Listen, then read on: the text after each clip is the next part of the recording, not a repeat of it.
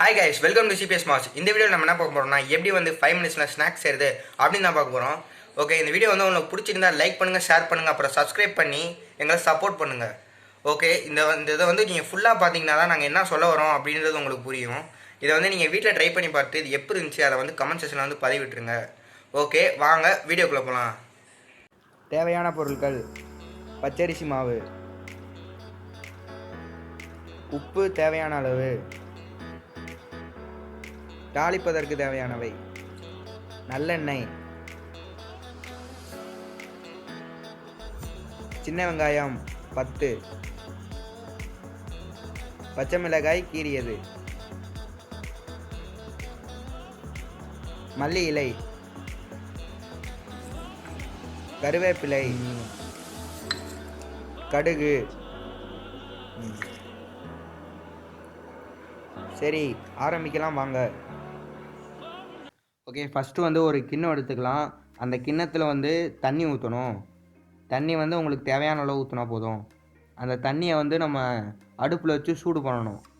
அடுப்பில் வச்சு சூடு பண்ணிங்கன்னா அப்படியே சூடாகும். அதை அப்படியே தனியாக வச்சுக்கலாம் நம்ம.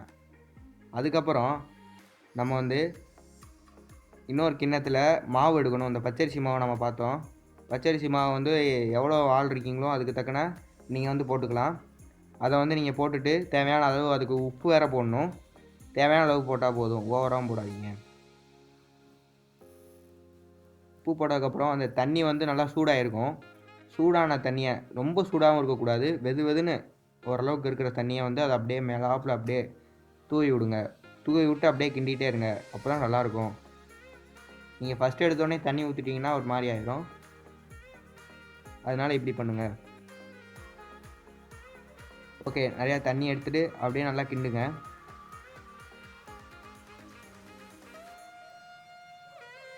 ஓகே, கிண்டுங்க. நாங்கள் கிண்டிகிட்டு இருக்கும்போது கம்ஃபர்டபுளாக இல்லை, அதனால் ஒரு பெரிய சட்டியில் வந்து போட்டுட்டு கிண்ட போகிறோம். போது கரெக்டாக அப்படியே பூரி மாவு பிணையிற மாதிரி நல்லா பிணைங்க. பூரி மாவு நல்லா பிணையிற மாதிரி பிணைஞ்சிட்டு நல்லா அப்படியே உருண்டையாக்கிடுங்க. உருண்டையும் நல்லா உருண்டையாக்கணும். நல்லா அப்படியே ஃபோர்ஸ் கொடுத்து நல்லா அமுக்குங்க. அதை அமுக்கி நல்லா அப்படியே ரவுண்டாக்குங்க. ரவுண்டாக்குனதுக்கப்புறம் வேறு என்ன பண்ணணும்னா, நம்ம வந்து சின்ன சின்ன ரவுண்டாக போடணும், கொலக்கட்டை மாதிரி சாப்பிட்றதுக்கு. அதனால் சின்ன சின்னதாக அப்படியே உருண்டை பண்ணிகிட்டே இருங்க.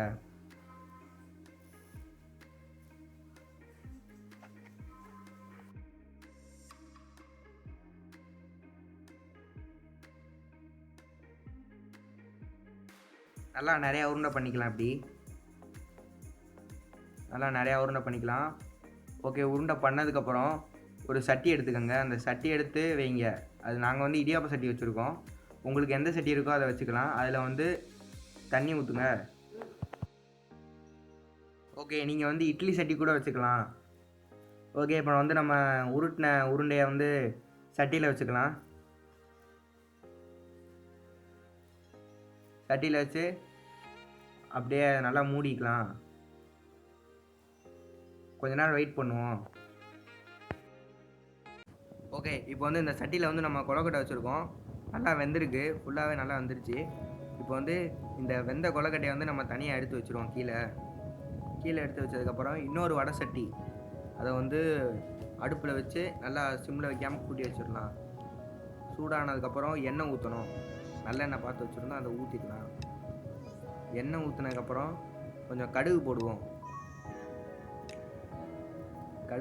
அது நல்லா வேகட்டும், நல்லா வெடிக்கட்டும். நல்லா வெடித்ததுக்கப்புறம் நம்ம இப்போ கருவேப்பிலை போடுவோம். கருவேப்பிலை, அப்புறம் வெங்காயத்தை போட்டு நல்லா கிண்ட ஆரம்பிச்சிடுவோம்.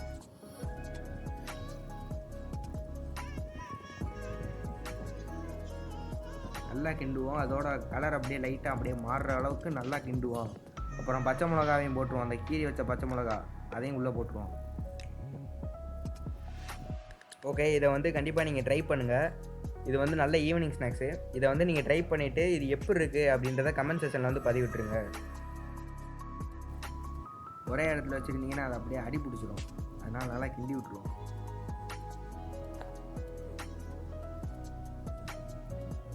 ஓகே, கொஞ்சம் கிண்ணதுக்கப்புறம் அந்த வெங்காயத்துக்கு தேவையான உப்பு நிறையா போடாதீங்க, கொஞ்சம் கம்மியாகவே போடுங்க.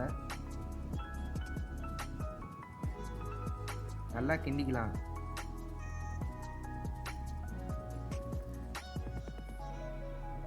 நல்லா கிண்டிக்கலாம். அப்புறம் கிண்ணதுக்கப்புறம் அது கலர் மாறினதுக்கப்புறம் ஒரு 5 மினிட்ஸ்க்கு அப்புறம் இதில் இருக்க நம்ம செஞ்சு வச்சுருந்த கொலக்கட்டை அதை வந்து உள்ளே போடுவோம். கொஞ்சம் கொஞ்சமாக அப்படியே உள்ளே போட்டு நல்லா கிண்டுவோம். அதையும் நல்லா கிண்டுவோம்.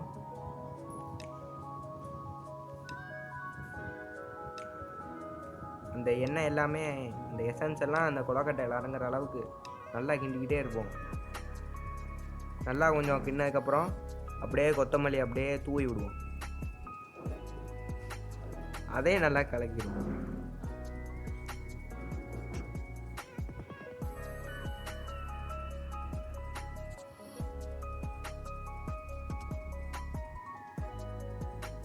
நல்லா கிண்டுவோம்.